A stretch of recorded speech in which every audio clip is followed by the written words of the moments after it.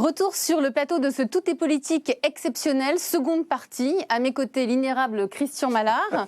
Geoffroy Didier, bonsoir, secrétaire général adjoint de l'UMP.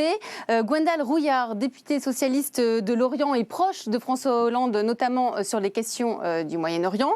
Et Pierre Tartakovsky, vous êtes le président de la Ligue des droits de l'homme. Bonsoir à tous. Bonsoir. Bonsoir. Pierre Tartakovsky, je vais commencer avec vous. Benyamin Netanyahou a dit ce soir « Nous utilisons des missiles de défense pour protéger nos civils » et eux utilisent leurs civils pour protéger leurs missiles. Que pensez-vous de cette phrase ? Quelle est une très très belle illustration du niveau de ce que peut atteindre la perversion en politique. La réalité des faits, c'est que nous assistons à l'offensive d'une armée contre une population, nous assistons à un bombardement qui fait des victimes essentiellement civiles, qui cible des plages, des hôpitaux, on voit des femmes et des enfants mourir, et il y a quelque chose d'assez insupportable à l'idée que les victimes seraient finalement responsables de leur destin. Les choses sont beaucoup plus simples. Il y a eu des provocations militaires à l'égard d'Israël. La riposte, entre guillemets, est effroyablement disproportionnée.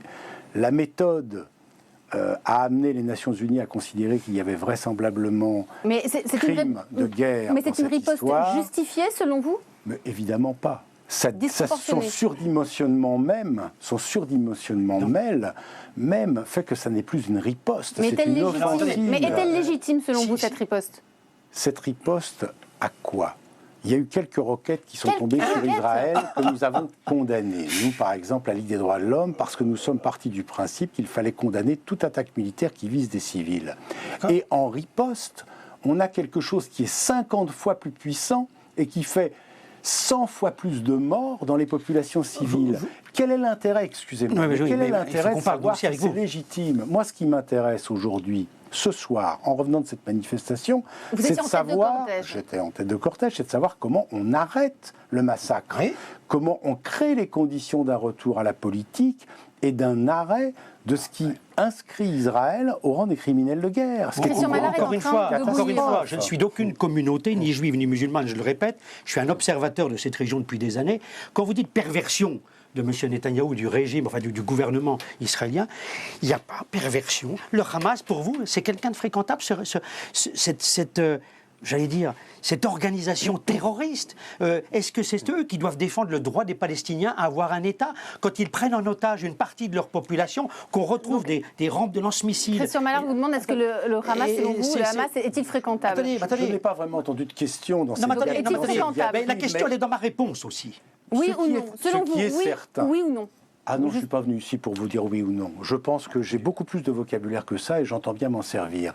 Ce qui est certain, c'est que quand on veut faire la paix, on la fait en général avec son adversaire. Et que celui qui veut vous détruire. Absolument. Et que le diaboliser ne sert à rien. Je vous rappelle qu'en Afrique du Sud, qui a connu des tensions extraordinairement violentes, Nelson Mandela, lui aussi, a été à un moment donné taxé de terrorisme. L'ANC aussi a posé des bombes. Donc on Nelson a finalement, Mandela et le Hamas, de la c'est pareil. politique, on réussit à construire la paix. En diabolisant l'adversaire et en engageant le feu, on ne construit pas la paix. Vous avez beaucoup de tunnels? Vous connaissez les tunnels? Combien de tunnels? À chaque prison, son tunnel. Attendez, mais combien de tunnels on a découvert? C'était pas pour attaquer Israël, les tunnels? C'est pourquoi faire les tunnels? Parlez-moi des tunnels du Hamas, vous avez l'air de bien les connaître.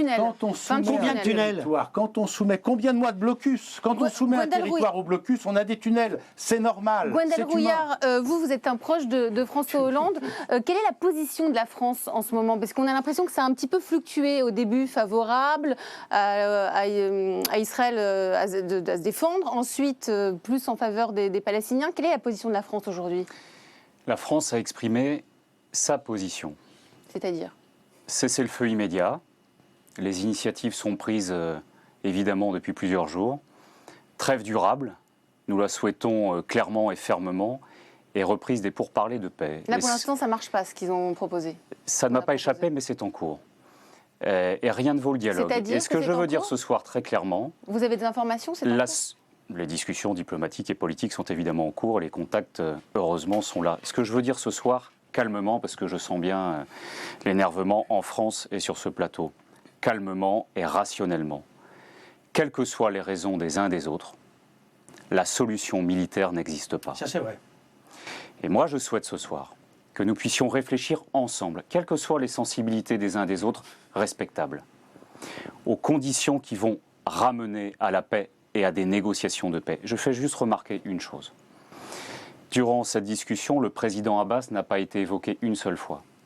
C'est encore le président de l'autorité palestinienne. Et moi, je souhaite que les discussions reprennent dès que possible entre le Premier ministre Netanyahou et le président Abbas. J'ai accompagné François Hollande en novembre. J'ai accompagné François Hollande en novembre lors de la visite en Israël et en Palestine, à Jérusalem comme à Ramallah.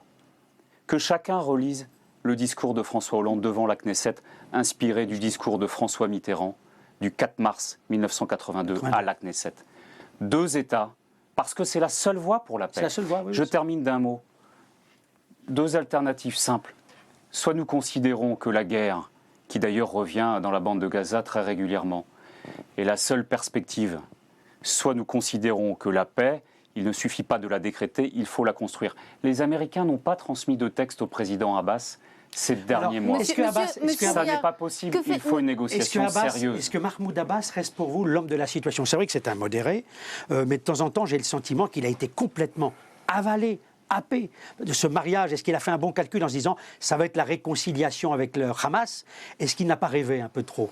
La guerre alimente les haines chez les uns comme chez les autres. Les processus sont connus, j'allais dire, depuis l'éternité, depuis l'humanité. Le Hamas est-il un obstacle à cette réconciliation dont vous êtes en train de parler? Évidemment. On en fait quoi?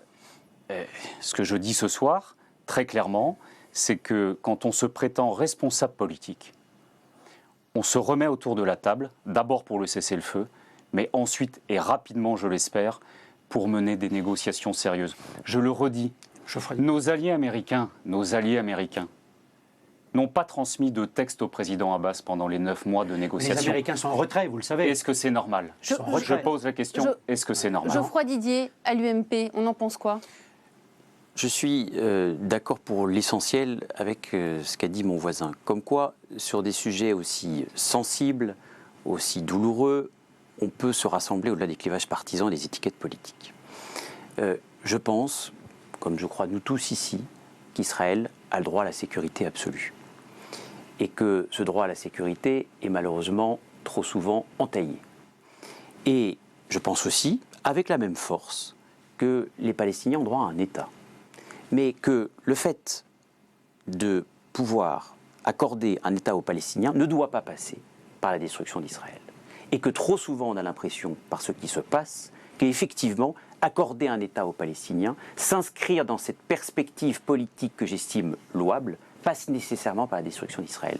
Et c'est là où, en revanche, je ne peux pas suivre ceux qui s'inscrivent dans une idéologie, parfois dans un fanatisme, et que l'on retrouve malheureusement en France, parce qu'il s'agit aussi bien de ça ce soir. On parle de tout cela à l'occasion de cette manifestation à laquelle vous avez participé. Je suis un républicain. Je pars du principe que tout le monde a le droit de plaider sa cause. Tout le monde a le droit de défendre sa cause. Et je ne suis pas de ceux d'ailleurs qui pensaient qu'il fallait forcément interdire les manifestations. Parce que lorsque vous interdisez les manifestations, vous en radicalisez l'expression. Mais je pense quand même qu'il ne faut pas se leurrer, qu'il n'y a pas en réalité d'importation du conflit israélo-palestinien, mais qu'il y en a plutôt une instrumentalisation. Je dis bien une instrumentalisation par quelques-uns qui profitent de ce conflit pour vivre en réalité ce qu'on a vu à la télévision ce week-end à Barbès et à Sarcelles. Mais je vais vous dire, je vais vous la décrire. Ils l'instrumentalisent pour faire vivre leur antisémitisme. Parce qu'il faut se dire les choses, l'antisémitisme grandit en France. Et l'antisémitisme est nourri de cette ignorance d'une population française, souvent française de la 2e génération, désœuvrée, très peu éduquée, et pour qui en fait le juif, c'est le blanc, le riche et le produit du système. C'est comme ça d'ailleurs qu'on a eu des Fofana, c'est comme ça qu'on a eu des Mohamed Merah, et c'est précisément là-dessus que nous devons, droite comme gauche, quelles que soient les sensibilités politiques, se retrouver pour combattre cet antisémitisme-là. Parce que l'antisionisme est en fait un prétexte à l'antisémitisme. Monsieur, vous êtes le président de la Ligue des droits de l'homme. Est-ce que vous êtes d'accord avec ce que vient de dire Geoffroy Didier? L'engagement dans la lutte contre l'antisémitisme pour la Ligue des droits de l'homme, ce n'est pas une nouveauté. Et je partage tout à fait son inquiétude devant la montée du racisme et de l'antisémitisme en France. Vous sentez qu'il monte Je ne le sens pas. Les études de la CNCDH à laquelle nous participons l'attestent. Je crois que ça a à voir à la fois avec des éléments de la mondialisation, avec la crise sociale, et puis aussi avec ce conflit qui n'en finit pas au Moyen-Orient et qui donne un sentiment à beaucoup de Français d'un deux poids, deux mesures qui perturbe parfois le jeu de l'expression publique en France et qui mélange un certain nombre de choses parce que nous sommes tous, comme on dit, multicontextualisés. Maintenant, il ne faudrait pas...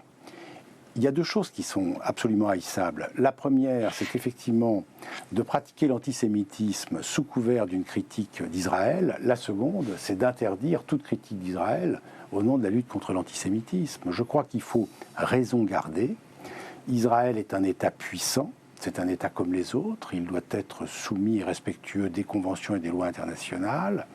Ce qui est en train de se passer aujourd'hui même, ça n'est pas la destruction de l'État d'Israël. C'est un massacre à Gaza. C'est d'abord et avant toute chose ça qu'il faut arrêter, aussi bien pour défendre le peuple palestinien que l'avenir du peuple israélien. Car il n'y a pas d'issue dans la montée de la violence. Et que pensez-vous des roquettes alors qui sont tirées quotidiennement Mais nous condamnons ces tirs de roquettes à chaque fois qu'il y en a. Ce qui est certain, c'est que tant qu'il n'y aura pas de perspective politique viable, c'est-à-dire tant qu'on ne mettra pas sur la table pour le régler la question de la colonisation, la question de la coexistence des deux États apparaîtra très difficile et les groupes radicaux manipulés par les uns et les autres s'en donneront à cœur joie au détriment des deux peuples. Mais est-ce qu'aujourd'hui, pour vous, Gwendaël Rouillard, et pour vous, je vous pose la question, il y a eu un plan de paix qui a été proposé en mars 2002, qui était d'inspiration saoudienne, et qui disait que l'ensemble des pays arabes, la Ligue arabe, s'engageait à reconnaître le droit à l'existence d'Israël dans des frontières sûres, c'est l'expression traditionnelle, dans des frontières sûres et reconnues. Alors, est-ce qu'il faut qu'on ressorte aujourd'hui ce plan de paix, qui pourrait peut-être être acceptable, et on retourne aux frontières de 67 dont ne veulent pas les Israéliens? Je pense en tout cas Gwendal qui connaît bien le terrain, qui a vu... Je regarde comme vous ces éléments. Je ne sais pas si c'est ce plan en particulier. J'ai évoqué le sujet avec l'ancien secrétaire général de la Ligue arabe, Amr Moussa, au Caire, la semaine dernière. Il est préoccupé par tout ça et il avait travaillé à l'époque, c'est vrai, pour une proposition arabe. Ma conviction aujourd'hui, c'est que les pays arabes doivent se mobiliser, quel que soit leur rapport de force et parfois leurs inimitiés, pour soutenir l'autorité palestinienne et le président Abbas. Et quand j'ai quitté le président Al-Sisi jeudi dernier, je crois que vous l'avez vu, puisque nous avons échangé, vous avez rencontré le maréchal Al-Sisi avec quelques collègues parlementaires avec le président Al-Sisi, quand nous sortions, le président Abbas entrait. L'Égypte joue un rôle précieux dans la période pour essayer d'échanger avec les uns comme avec les autres, parce que l'Égypte fait partie de ces pays arabes qui parlent avec l'État d'Israël et depuis la signature du traité de paix. Voilà, et donc moi je souhaite, quels que soient les plans retenus, que les orientations soient claires, mises sur la table, et que les uns et les autres fassent mouvement, parce que ce qui se passe est grave.